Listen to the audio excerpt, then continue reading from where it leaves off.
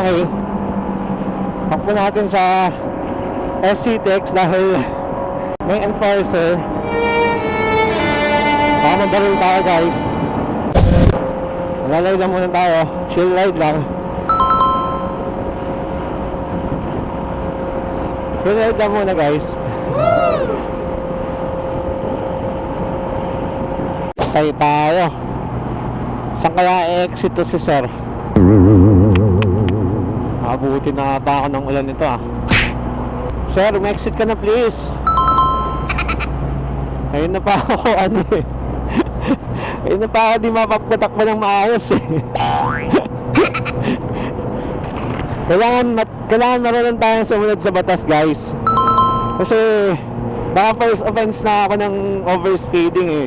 Second offense, continue on Metro Manila Skyway for 10 masususpend kilometers. yung license ko ata, alam ko 3 months.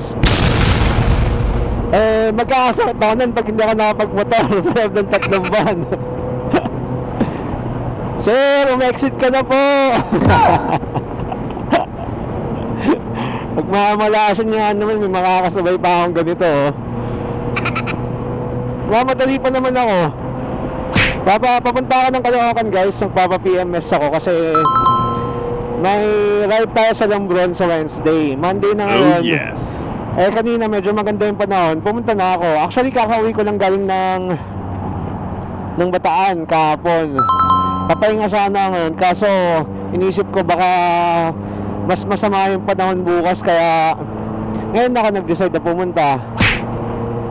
Mahirap na, baka magkabere pa ako sa Romblon eh.